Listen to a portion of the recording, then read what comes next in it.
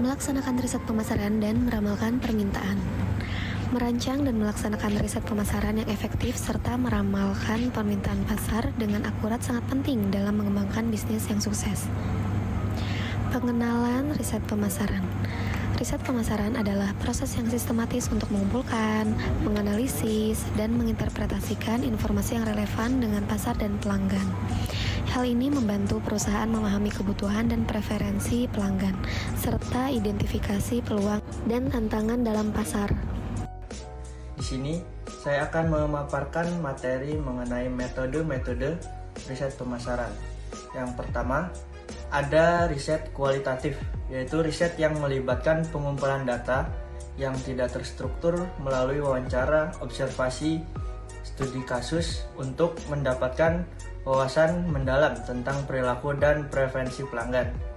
Yang kedua ada riset kuantitatif, yaitu riset yang menggunakan angka dan statistik untuk mengumpulkan data yang dapat diukur secara objektif melalui survei, kuesioner, atau eksperimen yang memungkinkan mengidentifikasi tren dan pola yang dapat digeneralisasikan ke populasi yang lebih luas.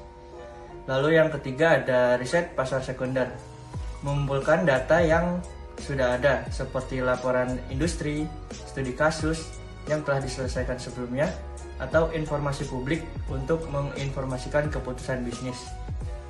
Lalu yang berikutnya ada pengumpulan data dalam riset pemasaran.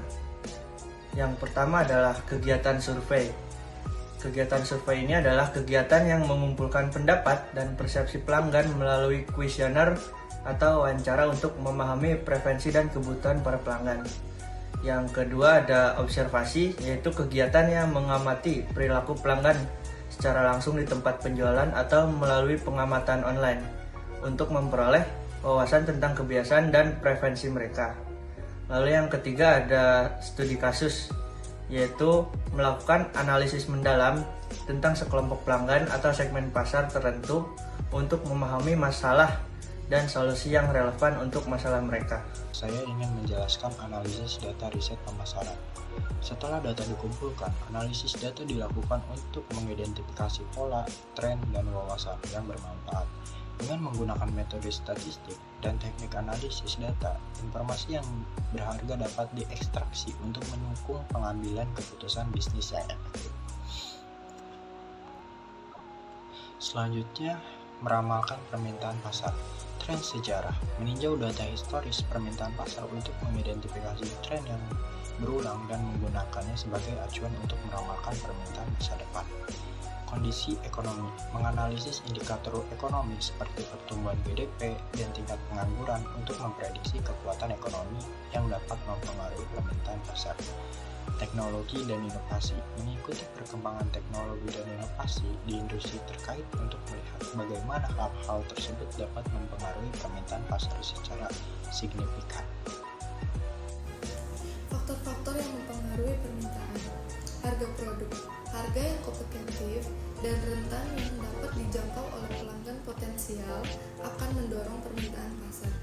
Faktor lingkungan seperti keadaan alam, peraturan pemerintah, atau isu-isu sosial dapat mempengaruhi permintaan pasar secara signifikan. Perubahan demografis, perubahan dalam demografis penduduk seperti pertumbuhan populasi, perubahan struktur usia, atau migrasi dapat mempengaruhi permintaan produk atau jasa. Menerapkan hasil riset pemasaran. Perencanaan strategis, menerapkan wawasan dari riset pemasaran dalam perencanaan strategis untuk memastikan keputusan bisnis yang didasarkan pada wawasan yang akurat dan up-to-date. Kolaborasi tim, melibatkan tim yang beragam dan berpengalaman dalam interpretasi dan penggunaan hasil riset pemasaran untuk mendapatkan berbagai perspektif dan ide-ide yang berharga. Pengembangan kampanye pemasaran, membangun kampanye pemasaran yang efektif berdasarkan hasil riset pemasaran untuk mencapai target pasar dengan pesan yang relevan dan strategi yang tepat.